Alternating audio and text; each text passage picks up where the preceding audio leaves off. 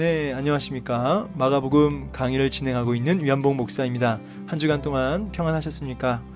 네, 오늘 마가복음은 12장과 13장을 공부하도록 하겠습니다. 12장 내용을 좀 양이 많아서 좀 길게 좀 공부하고 13장은 이제 한 가지 주제를 가지고 종말에 대한 메시지를 가지고 공부하게 됩니다. 그래서 오늘 이 두 장을 공부하게 될 텐데요. 오늘도 이 말씀을 통해 분명히 내게 하고 싶어 하시는 주의 음성이 있는 줄로 믿고 믿음으로 경청할 수 있는 공부할 수 있는 이 시간 되기를 소망합니다. 우리 기도하고 마가복음 강의 시작하도록 하겠습니다. 기도하십니다.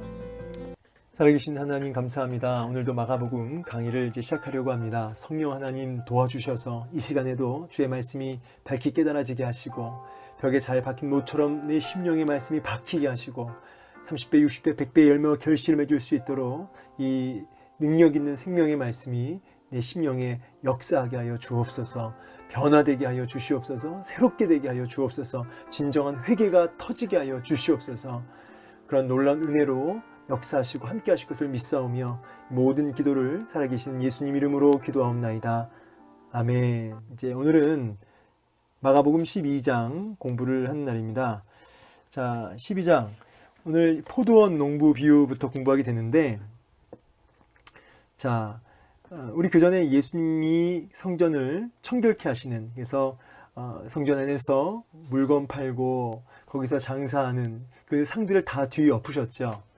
자, 이제 오늘 본문은 예수님께 종교 지도자들이 찾아와서 무슨 권위로 그렇게 했는지를 이제 따지고 이제 들어오는, 공격해오는 그런 상황 속에서 주님이 포도원 농부 비유를 가지고 자신이 누구신지를 지금 이야기하고 있습니다.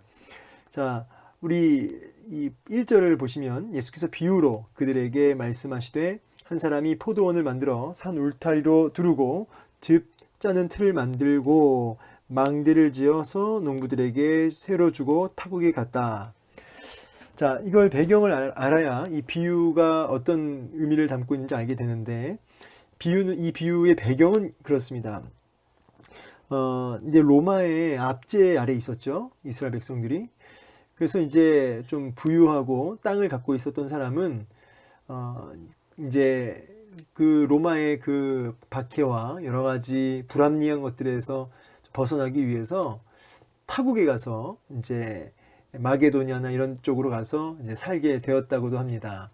그리고 이제 소작농들에게 본인의 땅을 이제 일종의 이제 월세를 주듯이 그렇게 이제 세를 준 거죠. 그래서 이제 그 땅에서, 그 부자의 땅에서 농사를 지으며 먹고 살 수 있도록 단 뭡니까 이제 세를 내는 거죠. 본인이 추수할 때 얼마를 이렇게 내는, 사용료를 내는, 그렇게 이제 많이들 했다고 하는 배경을 우리가 이제 이해하고 본문을 보시면 좀 더 이렇게 와 닿을 것 같습니다.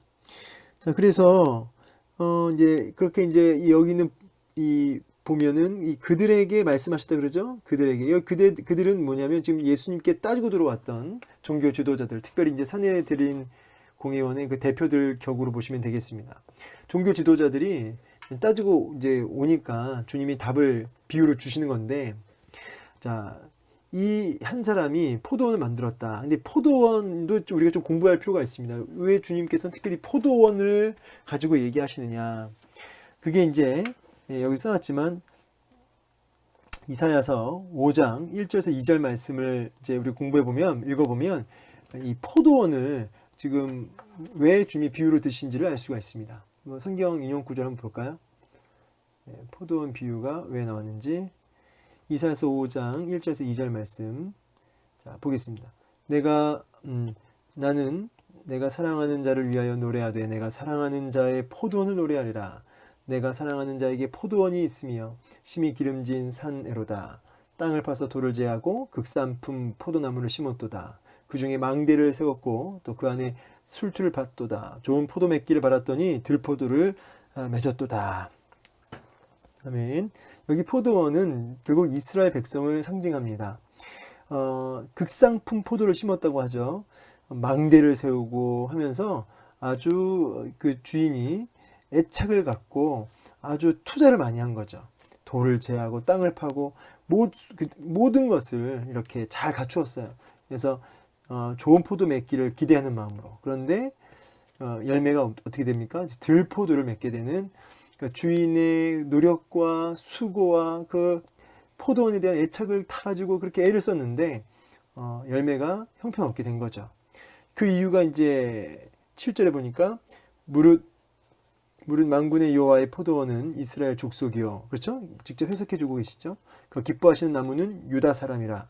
그들에게 정의를 바라셨더니 도리어 포악이요. 그들에게 공의를 바라셨더니 도리어 부르짐이었도다. 자, 그렇게 주님이 그렇게 애를 쓰고 사랑하시고 귀하게 여기셨는데 오히려 이렇게 주님을 마음을 아프게 하는 이스라엘 백성들의 모습을 이제 포도원 비유로 지금 얘기하시는 것이죠. 자, 다시 이제 본문으로 가서 그 이사야서 말씀에 근거해서 주님도 지금 그 얘기를 똑같이 하는 겁니다. 망대를 지어서 그렇게 애를 써서 모든 걸 다 준비하고 잘 갖추어서 잘 준비해서 그 소장농들에게 준 것이죠. 자, 근데 2절부터 4절 보면은 이제 말 그대로 소출 얼마를 받으려고 이제 종을 보냈습니다. 그런데 어떻게 합니까? 마땅히 드려야 할 소출의 얼마를 안 주고 오히려 주인이 보낸 종을 이제 심히 때리고 거저 주었습니다. 그럼 두 번째, 다시 또 주인이 종을 보내요. 근데 또 여전히 또 상처를 내고 능욕까지 했습니다. 근데 놀라운 게 또 다른 종을 또 보내요. 이 주인 아주 특별한 종이죠. 이상한, 좀 상식적으로 왜 이렇게 자꾸 보낼까? 이거 벌써 한 두 번 정도 했으면은 이거 가만히 있으면 안 되는 거 아닙니까? 네, 여기다 써놨어요. 종도 주인도 상식적이지 않다. 자, 이런 얘기를 했습니다. 주인이 가라고 해서 가는 이 종이나, 그리고 또 보내는 주인이나, 이게 참 제가 볼 때는 상식적이지 못한 것이죠. 이제 마지막 세 번째로 보낸 종은요, 죽였습니다. 심지어는. 그리고 거기서 끝난 게 아니라 그 외에도 많은 종들을 또 보냈다는 거죠. 그리고 그들을 때리고 또 죽이기까지 했다고 합니다. 자, 왜 이럴까요? 우리 주인이 왜 이렇게 자기의 보낸 종들을 끊임없이 그 농민들이 죽이는데 포기하지 않고 보내고 또 종도 또 가요. 또 가라고. 자, 더 쇼킹한 거는 이제 6절이죠. 이제 한 사람이 남았으니 곧 그가 사랑하는 아들이라. 최후로 이를 보내며 이르되 내 아들은 존대하리라.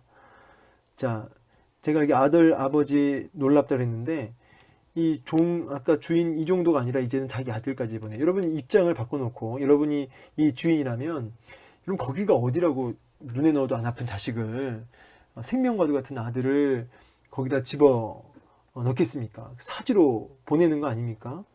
그런데 주인이 그 아들을 보냈단 말이에요. 그리고 또 보낸다고 또 아들은 또 가요. 자, 어쩌면 그 주인을 향해서 그 소장농들이 굉장히 좀 조롱하고 좀 어떻게 보면 주인이 굉장히 무기력해 보인다는 거죠. 자, 그 농부들이 이제 서로 말하되 있는 상속자니 자 죽이자 해서 어떻게 합니까? 잡아 죽입니다. 아들마저. 그리고 포도원 밖에 내던집니다. 그 시신마저 그렇게 아주 처절하게 내던져 버리는 것이죠. 9절에 이 음성, 포도원 주인이 어떻게 하겠느냐? 완전히 싹 진멸하고, 그렇죠? 자, 여기 이제 썼는데 여기 이 비유를 해석하자면 포도원은 아까 우리 읽었던 이사야서 이제 말씀을 빗대서 이스라엘 민족 하는 백성이라고 얘기한다면 여기서 나오는 이 주인은 하나님, 그리고 이제 소장민들은 이제 종교 지도자들을 빗대고 있습니다. 그리고 끊임없이 주인이 보냈던 종들은 구약의 모든 선지자들이라고 할 수 있겠죠. 끊임없이 선지자들을 보내서 이스라엘 백성들을 돌이키게 하는데 정작 그 이스라엘 백성들을 돌이키게 하고 들포도가 아니라 좋은 열매를 맺게 해야 할 이 소작민들이, 이 종교 지도자들이 오히려 하나님 백성들을 잘 케어하지 못하고 오히려 자기 배만 채우고, 그래서 들포도를 맺게 하는 그런 소작민들의 그런 악함, 그리고 끊임없이 주의 종들을 어떻게 해요? 죽이고 또 핍박하고, 그리고 그것도 모자라 훗날 우리 주 예수 그리스도 하나님의 독생자 그 아들마저 그렇게 죽이는 그렇죠? 그런 십자가 못 박는 그런 모습을 그대로 지금 이 포도원 비유가 담고 있는 것이죠. 그래서 예수 그리스도를 외면하는 그 아들마저 그렇게 버리는 대적하는 이제 이 부분입니다. 그러면서 이제 시편 118편 말씀으로 넘어가면서요. 너희가 성경에 건축자들이 버린 돌이 모퉁이의 머릿돌이 되었나니 이것은 주로 말미암아 된 것이요 우리는 놀랍도다. 이 시편 말씀을 갑자기 인용하세요. 이게 이제 뭐냐면 집을 지으면서 이제 건축자들이 쓸모없는 돌이라고 생각되는 건 이렇게 바깥에 버린답니다. 그런데 그게 오히려 머릿돌이 되었다는 거죠. 여러분 이제 머릿돌이라고 하니까 여러분 우리가 이제 공사하면 머릿돌 해가지고 뭐 연도도 써놓고 이 건축이 올라간 연도 뭐 의미 뭐 이런 걸 써놓은 그런 머릿돌이 아니고 이제 이 이스라엘 백성들 이 땅에서 이 건축 양식이 보면 먼저 돌 같은 거를 이렇게 먼저 기초석을 세우고요. 기초석, 머릿돌 다 같은 의미로 보시면 되는데 이렇게 먼저 돌을 세우고 이제 거기에 이제 기둥을 올리는 거죠. 기둥을 이렇게 올리고 나서 근데 기둥을 올리고 나서 그다음 어떻게 하냐면 이제 그 위에 이제 뭐 이렇게 덮는 형태로 가는 거죠. 그래서 이 모퉁이 이게 모퉁이돌, 이 머릿돌 다 같은 건데 이제 이게 이제 이 돌과 돌 사이 이렇게 연결이 됩니다. 그래서 이 머릿돌이 없으면 이 모퉁이돌이 없으면 다 무너지는 거죠. 자, 이 머릿돌, 모퉁이돌 누굴 가리킵니까? 바로 예수 그리스도를 가리키죠. 하나님의 아들 예수 그리스도. 그런데 이 머릿돌 사람들이 다 외면하고 건축자들은 이제 종교 지도자들 뭐 다 의미하겠죠. 이스라엘 하나님을 대적하는 모든 사람들인데 그들이 결국은 예수님을 외면했지만 그러나 그 예수님은 하나님 보내신 바로 모퉁이돌이었다. 자, 그래서 아까 우리 읽었던 이 포도원 농부의 비유와 연결해서 예수님이 누구신지 그리고 종교 지도자들이 또 하나님의 백성이라는 자들이 어떻게 하나님을 지금 대적하고 있는지 그 부분에 대해서 주님은 비유를 통해서 지금 계속 이렇게 고발하고 계시는 거죠. 네, 그래서 이렇게 주인이 보낸 종을 핍박하는 사실은 이제 선지자들이었고 이들이 구약의 모든 선지자들이었고 훗날 그리고 이제 궁극적으로 우리 예수 그리스도를 결국 이렇게 핍박하는 것이죠. 모퉁이돌을 대신 예수님을 결국 대적하는 성경 우리 그 인용구를 보면은 말라기 1장 2절 아까 제가 그 주인의 행동이 참 상식적이지 않다 이해가 안 된다 그랬는데요. 보면은 여호와께서 이르시되 내가 너희를 사랑하였노라 하나 너희는 이르기를 주께서 어떻게 우리를 사랑하셨나이까 한도다. 네, 주님께서는 이스라엘 백성들을 향한 사랑으로 그렇게 참고 인내하시며 그렇게 아들마저 보내셨던 거죠. 그리고 그 아들도 아버지의 마음 알아 순종하였던 것이죠. 선지자들도 마찬가지죠. 그게 다 아버지의 사랑에 기인했다는 거예요. 그런데 이스라엘 백성들은 오히려 주님을 대적하는 입으로는 주님 가까이 하면서 입술로는 가까이 하면서 공경하면서 그러나 정작 마음은 이제 멀었기 때문에 결국 주인 대신 그 아버지의 사랑을 외면하고 대적한 것이죠. 그리고 이제 그 모퉁이돌 아까 그 비유에서 이제 마태복음 21장 44절에 있는데 우리가 읽었던 마가복음에는 없는 구절이 이게 있습니다. 이 돌 위에 떨어지는 자는 깨지겠고 이 돌이라는 거는 이제 아까 얘기한 우리 모퉁이돌 그리고 이 돌이 사람 위에 떨어지면 그를 가루로 만들어 흩트리리라. 이 구절이 마태복음에는 있습니다. 자, 이 모퉁이돌 위에 떨어지는 자, 그러니까 이거는 이 돌 위에 떨어진다는 거는 이제 쉽게 말해서 이제 이 예수 그리스도를 이제 대적하는 자는 철저하게 깨지는 심판이 있고 이 돌이 사람 위에 떨어진다 이 말은 이제 예수 그리스도의 어떤 재림적인 의미를 이해할 수 있겠죠. 그 주님의 재림 앞에 서면 그들을 가루로 만들어 버리라. 그때도 뭡니까? 철저한 심판이 있을 것이다 이 말이죠. 결국 이 말씀 전체가 뭐냐면 그 주님의 심판에 대한 얘기죠. 예수 그리스도의 심판, 예수님을 대적하고 예수님 끝까지 외면하고 그리고 주님 재림 때까지 서게 되면 그들은 심판을 면치 못할 것이다. 자, 지금 이제 그 내용이 이제 여기 사실은 마가복음의 그 내용입니다. 그래서 이제 그들이 종교 지도자들이 이 비유가 자기들 가리켜 말씀하신 줄 알고 예수님을 잡으려 했다 그러죠. 네. 여러분 이제 오늘 지금 이 단락에서 우리가 받아야 할 메시지는 뭐냐면 결국은 종교 지도자들이 그렇게 끊임없이 주님의 사랑을 외면하고 입술로만 머리로만 주님을 공경했다는 거죠. 그런데 사실은 주님을 정면으로 대적하고 그렇죠. 외면했던 그들을 주님이 지금 책망하고 계시는 건데 이 말씀을 통해서 우리도 하나님 앞에서 예수 그리스도 앞에서 살아야 된다는 거야. 예수 그리스도 앞에서 제가 이렇게 써놨는데 그 주님의 심판을 두려워하며 여호와를 경외하며 현존의식 하나님 앞에서 늘 살면서 우리도 종교인의 옷을 입고 주님을 섬긴다고 하면서 실상은 그렇게 여기 본문의 종교 지도자들처럼 그렇게 사실은 주님을 외면하고 있는 주님을 대적하고 있는 그런 우리들의 모습이 아닌가 좀 돌아보는 본문이 되겠습니다. 자, 이어서 이제 가이사에게 세금을 바치는 것 유명한 말씀이죠. 이제 또 책 잡으려고 또 공격해 들어오는데 선생님이 우리가 아노니 참되시고 뭐 아무도 꺼리는 일이 없으시니 이는 사람을 외모로 보지 않고 오직 진리로서 하나님의 도를 가르치심이니이다. 가이사에게 세금을 바치는 일이 옳습니까? 옳지 않습니까? 여러분 이 얼마나 이 예수님을 막 높입니까? 그렇죠? 근데 예수님의 말씀을 책잡으려 했다. 의도를 숨기고 입술로 이렇게 주님을 높이는 거죠. 이게 아까 이제 이 위에서 봤던 종교 지도자들의 사실은 모습이고 또 우리들의 모습일 수 있다는 것이죠.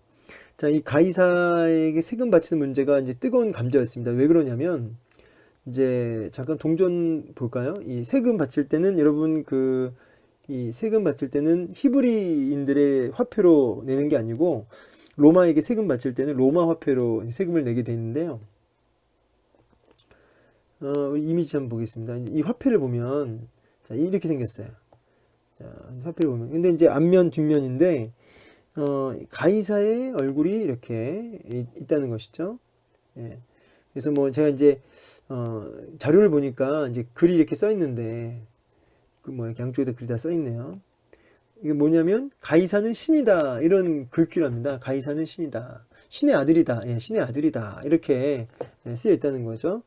자, 그래서 이게 그 당시 어떤 문제가 야기되었었냐면 자료를 보니까 이 세금 바치는 문제가 사실은 종교적인 의미를 이제 가지게 된다는 거죠. 가이사는 신의 아들이다를 인정하는, 그래서 일종의 우상 숭배로 여겨졌다는 거예요. 자, 그래서 이제 이렇게 이제 질문이 되는 거죠. 예수님께 세금 바치면 됩니까 안 됩니까? 이 질문에는 이제 두 가지 함정이 다 있는 거죠. 만약에 안 된다, 그 우상 숭배하지 않느냐 이렇게 이제 예수님 말씀하시면 유대인들이 공격은 안 하겠죠. 대신에 이거를 어떻게 해요? 로마에다 고발하는 거죠.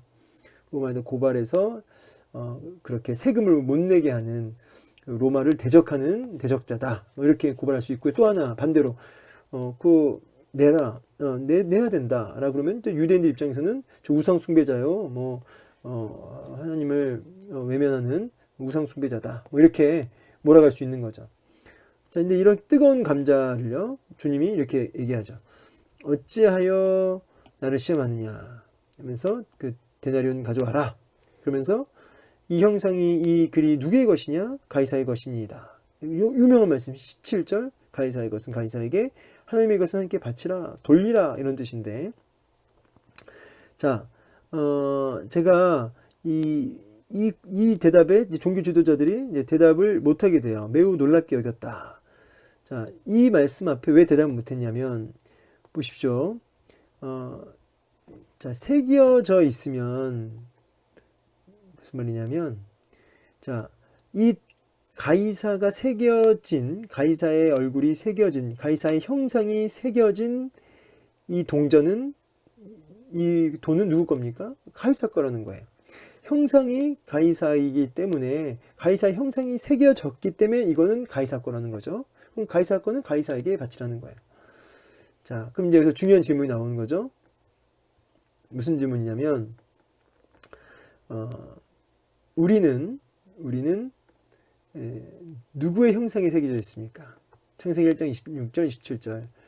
자, 읽어보죠. 하나님이 이르시되 우리 형상을 따라 우리의 모양대로 우리가 사람을 만들고 그들로 바다의 물고기와 하늘의 새와 가축과 온 땅과 땅에 있는 모든 것을 다스리게 하자 하시고 하나님이 자기 형상, 그 사람의 형상대로 사람을 창조하셨다. 그러죠?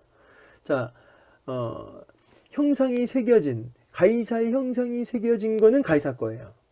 자, 그러면 모든 인간에게는 누구의 형상이 새겨져 있습니까? 그렇죠. 하나님의 형상이 새겨져 있는 거죠. 하나님의 형상이 새겨져 있는 모든 인간은 누구 것입니까? 하나님의 것이죠. 그래서 가이사의 것은 가이사에게, 하나님의 것은 하나님께 바쳐라, 돌리라. 이 말은 모든 것의 주인이 누구시다? 하나님이시다. 모든 인간은 하나님의 형상이 새겨져 있기 때문에 하나님 거다. 하나님께 돌려라. 그래서 이 세금 논쟁, 이 공격을 받아치십니다. 그렇죠? 자, 그래서 여기 제가 하나님의 형상이, 그렇죠? 형상이 새겨진 것은 하나님의 것이다. 그래서 나는 누구 것이냐? 그래서 세금을 내라는 거죠. 세금을 내지만 그러나 그 모든 것은 다 아버지 것이다. 이렇게 주님이 멋지게 대답을 하시는 거죠. 여러분, 날마다 우리가 누리고 있는 모든 것들, 우리 자녀들까지 다 하나님께 그 소유주가 되심을, 하나님이 소유주가 되심을 고백하면서 그렇게 날마다 그 주인 되심을 인정하고 그분께 날마다 돌릴 수 있어야 되는 거죠. 바칠 수 있는 것이죠. 우리의 전부를 주님의 것으로, 우리의 시간, 우리의 젊음, 주님께 바칠 수 있어야겠죠. 그분이 주인 되시니까.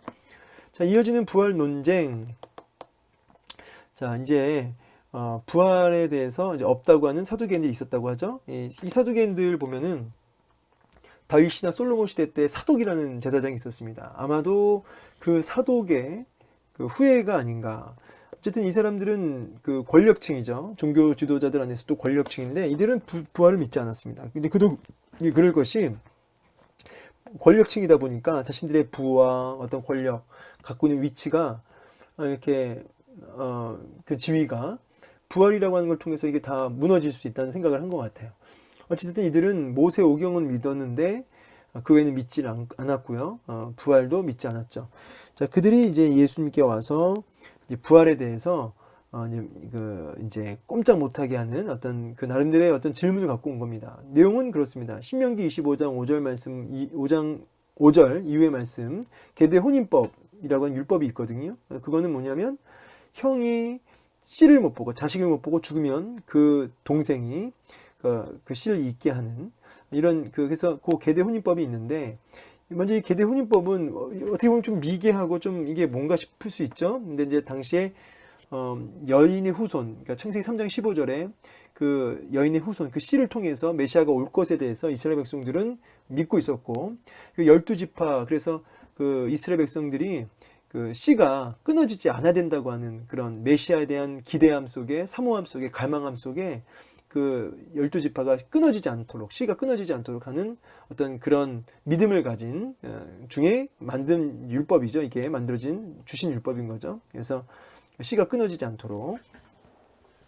자, 어쨌든 이제 이 계대혼인법의 근거에서 이제 질문을 하는 겁니다. 모세가 우리에게 써주시기를 어떤 사람이 형이 자식이 없어 아내를 두고 죽으면 그 동생이 그 아내를 취해서 형을 위하여 상속제를 세울지니라. 근데 문제는 그 형제가 7형제가 있는데 첫째, 둘째, 셋째, 넷째 다 여자는 그대로 있는데 다 죽은 거예요. 근데 부활이 있다고 한다면 나중에 부활해서 7사람이 다 그를 아내로 이제 취했는데 부활 때 그들이 살아날 때 누가 그의 아내가 됩니까? 이런 이제 질문을 한 거죠. 그렇죠? 이제 이게 아마 바리새인들은 부활을 믿었거든요. 그러니까 이제 바리새인들이 아마 이 질문 앞에 대답을 잘 못했었는지 이제 예수님 대답해 보라 이런 마음으로 이제 공격해 온 거겠죠. 내가 형이니까 내 아내야, 아니야 내 아내야, 뭐 이런. 자, 그러니까 주님의 대답이 그렇죠. 죽은 자 가운데서 부활을 얻은 자들은 장가하고 싶은 일도 없다. 자, 우리 다시 본문 가면 주님이 얘기하시죠. 너희가 성경을 알지 못함으로 오해함이 아니냐. 하나님의 능력도 알지 못하고 성경도 알지 못하고 능력도 알지 못할 때 오는 게 뭐냐면 오해라는 거죠. 여러분, 이게 이단도 그렇죠. 이단도 하나님의 능력도 알지 못하고 성경도 모르니까 어떻게 돼요? 오해한다 이 말이에요. 성경을 잘못된 안경을 쓰고 보는 거예요, 계속. 그러니까 여러분 계속 빨간색 안경을 쓰고 하늘을 쳐다보면 계속 어떻습니까? 하늘은 빨간 거죠.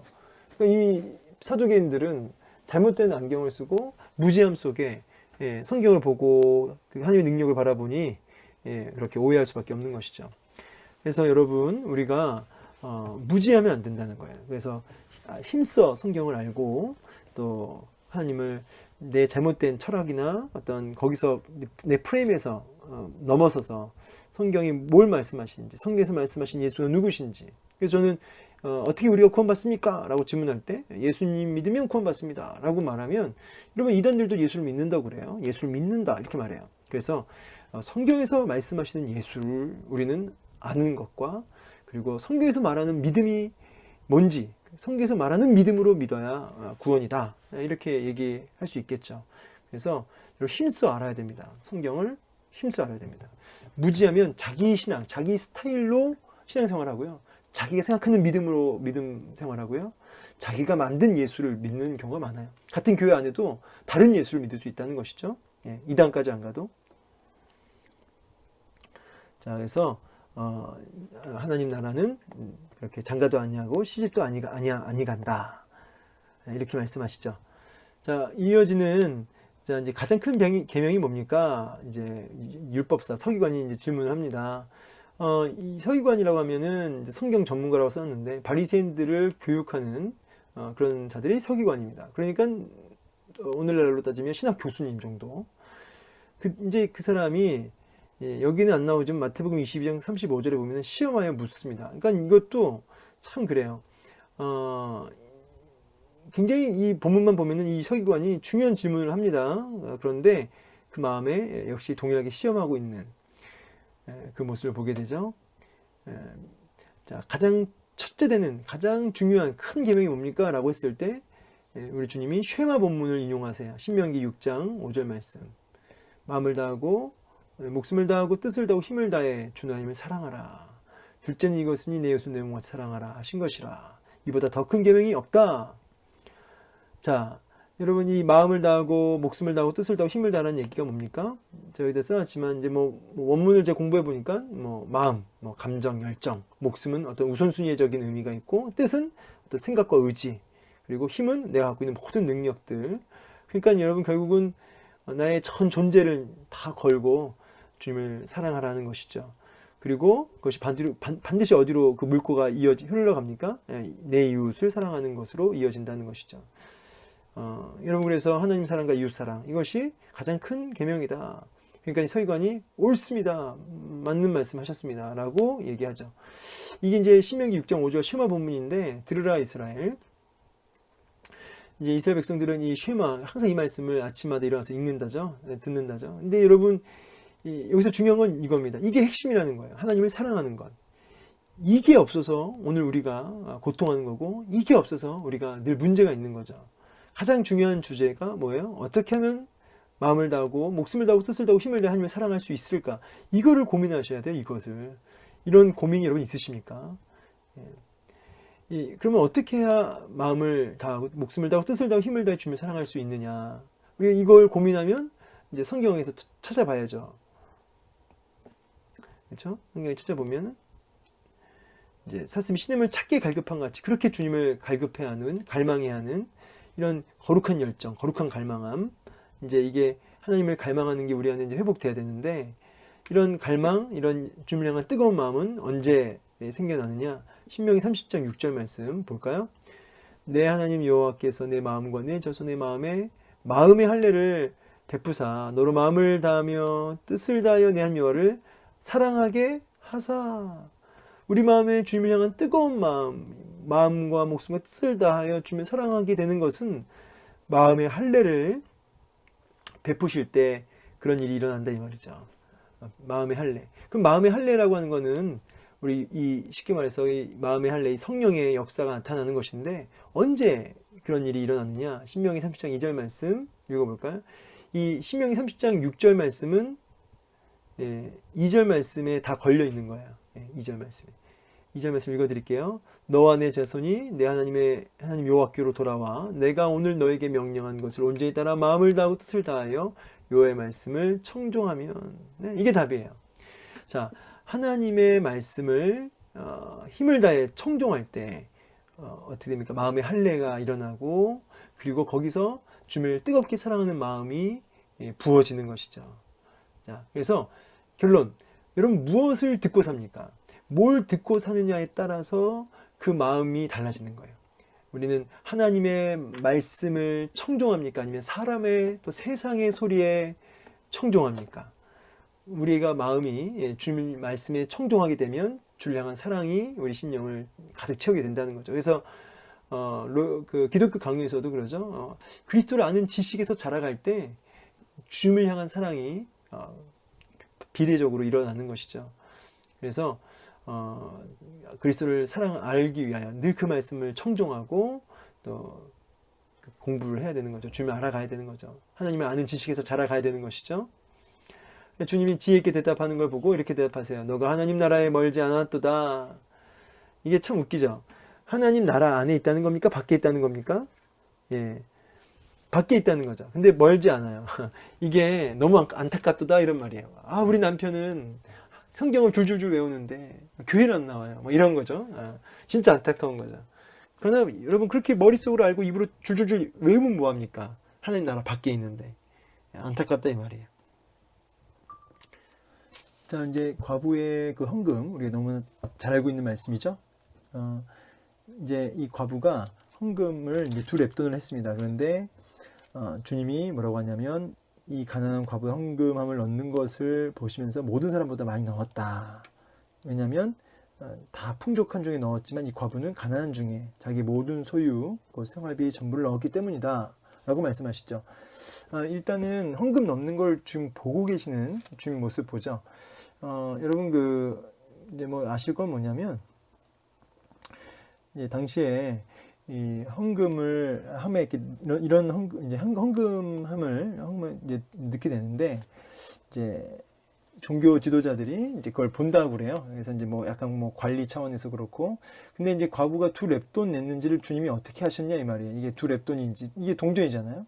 근데 2렙돈을 정확히 알고 있단 말이죠. 뭐 얼마나 가까웠는지 모르겠지만 분명히 그거를 알기가 쉽지 않은데 정확히 2렙돈이라고 말씀하실 때는 우리가 그냥 그런가 보다 하고 넘어갈 수 있지만 사실은 좀 언뜻 이렇게 이해가 안 되죠. 근데 이제 자료를 보면은 이제 헌금할 때마다 이제 그 헌금을 내는 사람이 금액을 입으로 이야기한다고 그래요. 그러면은 이제 그 이야기할 때 이제 부유한 사람들은 아무래도 또 많이 하겠죠. 그러면은 이제 그 금액을 얘기할 때 사람들이 와 그러는 거죠. 굉장히 스스로도 자랑스럽죠. 그래서 이제 얼마인지를 아는 거예요, 금액을.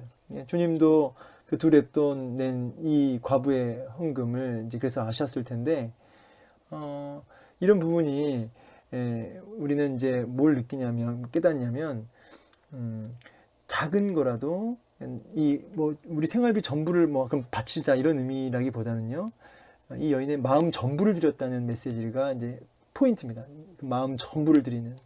우리가 여유가 있든 여유가 없든 간에 우리의 마음 전부를 주님 앞에 내어 드릴 수 있는 그런 하나님을 향한 그런 중심에 나온 고백들, 이런 것들을 하나님이 기쁘게 받으시고 그 중심을 보신다는 것이죠. 자, 여기까지가 이제 11장이었습니다. 이제 12장이었습니다. 그리고 13장은 아주 이제 좀 핵심만 다루고 마무리할 텐데요.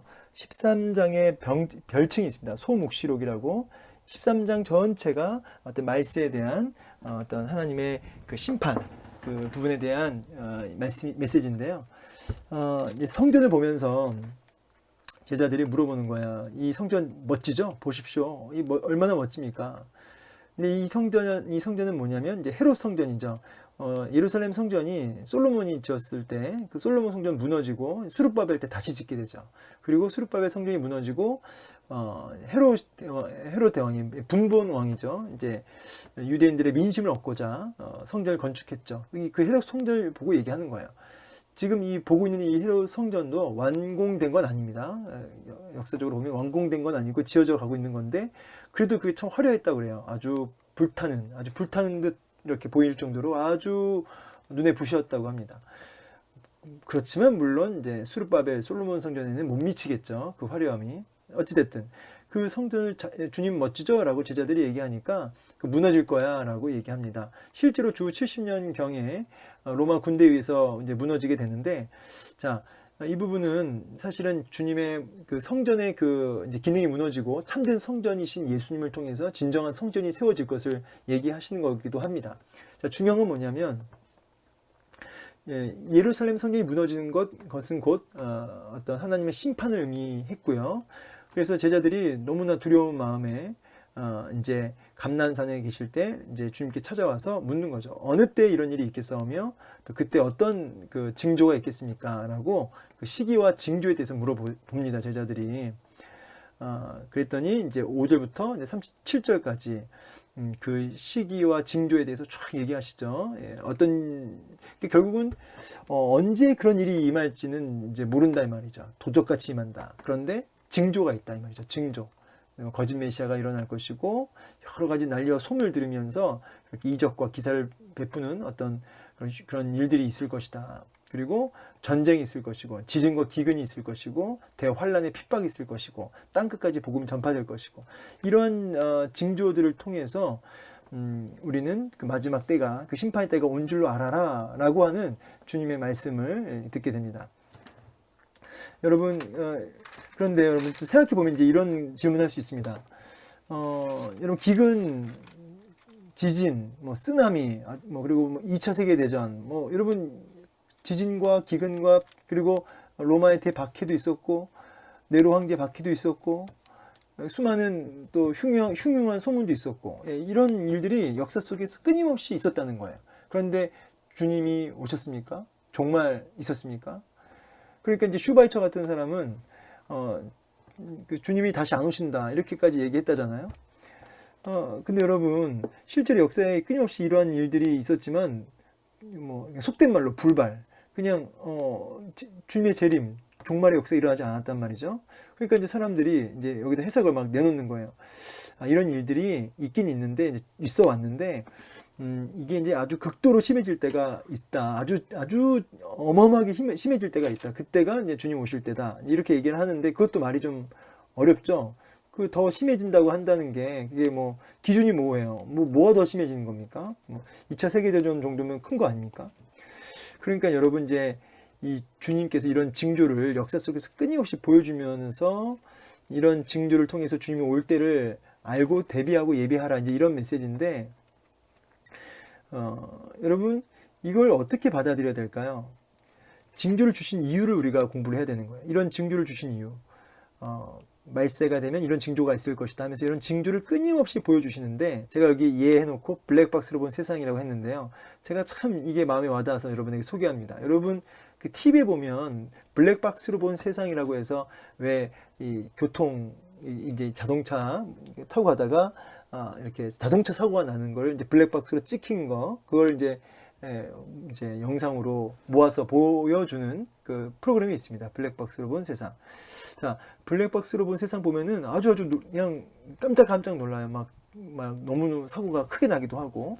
자, 그런 것들을 계속 보면 그런 프로그램을 보고 나면 어떤 일이 벌어집니까? 조심하게 되죠. 경각심을 일으키는 거죠. 안전띠를 더 매게 되죠. 자, 이런 식으로 이런 징조들을 주신 이유는 끊임없이 역사 속에서 보여주시면서 마치 블랙박스로 본 세상을 보듯이 보면서 우리로 하여금 어떻게 해요? 더 경성하게 하고 더 깨어있게 하고 그렇게 늘 근신하게 만드는 것이죠. 그래서 우리 믿음의 선배들은 실제로 하늘에 막 이 비가 많이 내리다든지 천둥번개가 친다든지 그러면은 이렇게 또 주님이 주신 징조인 줄로 알고 버선발로 뛰어나가 내 주님이 이제 곧 오시려나 그랬다는 거죠. 여러분 그게 중요한 거예요. 이런 자세. 이런 징조가 올 때마다 보여질 때마다 더 근신하고 더 겸비하고 그게 뭐예요? 그걸 한마디로 깨어있으라. 깨어있으라. 그래서 이제 여기 뒤에도 결국 그 얘기입니다. 깨어있어라. 이제 마지막 때에 여기 이 결론이죠. 주의하라 깨어있으라. 그때가 언제인지 알지 못함이라 하면서 우리로 하여금 더 겸비하고 깨어있으라는 것이죠. 여러분 우리 하나님 나라는 이미 왔지만요. 아직 완전하진 않죠. 그죠? 그래서 이미와 아직 사이에 우리가 그 긴장감이 있잖아요. 예.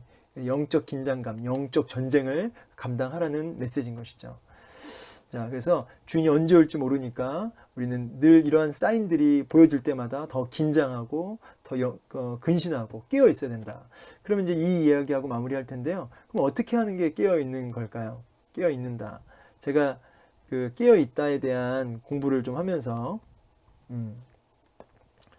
예. 깨어 있으라. 그러므로 깨어 있으라. 또 그렇죠? 깨어 있으라.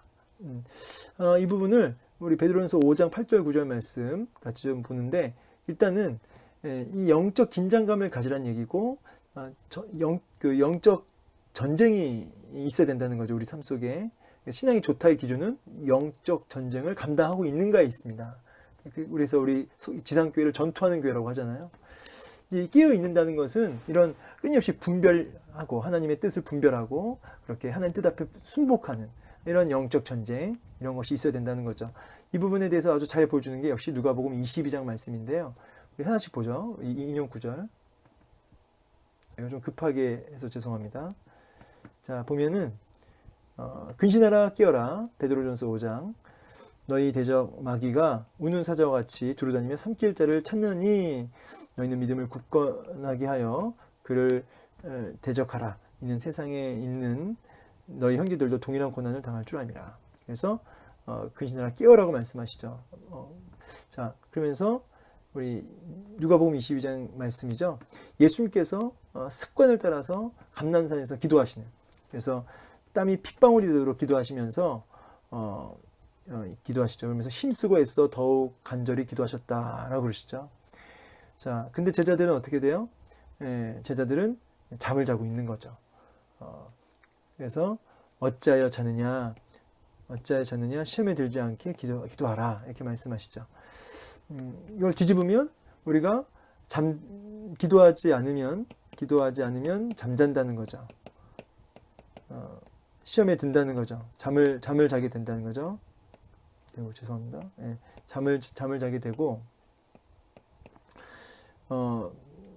반대로 또 이게 시험에 빠지는 거죠. 이렇게 연결되죠. 기도하지 않으면 잠들고 잠들면 시험에 빠지는 거예요. 이걸 뒤집을 수 있는 거죠.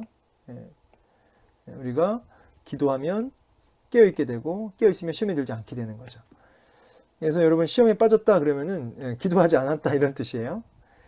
자, 여기까지가 이제 깨어있으라의 의미까지 공부하게 되었습니다. 그래서 우리 말세에 더욱더 깨어있으라고 하신 주의 음성 앞에 우리가 겸비하게 또 영적 전쟁을 감당할 수 있었으면 좋겠습니다. 자, 여기까지 13장 공부 마치겠습니다. 하나님 감사합니다. 오늘 말씀을 통해서 많은 은혜를 주시니 감사합니다. 마음을 다하고 뜻을 다하고 힘을 다해 주님 사랑하기 원합니다. 이 일을 위하여 날마다 주의 말씀을 경청하게 하시고 그 말씀을 통해서 늘 경청함을 통해서 주님을 알아가게 하셔서 불붙는 마음으로 주님 사랑케 하옵소서. 그리고 더욱더 과부의 두 랩돈처럼 우리 마음을 주 앞에 온전히 드리는 끊임없이 돌려드리는 우리의 형상이 하나님 형상대로 우리가 지어졌음을 고백하며 끊임없이 우리의 삶을 주 앞에 돌려드리는 우리 모두가 되게 하여 주옵소서. 이렇게 말세에 더 근신하고 깨어 영적 전쟁 감당하며 기도하며 나아가는 우리 인생 되기를 소망하며 예수님 이름으로 기도하옵나이다. 아멘. 수고 많으셨습니다.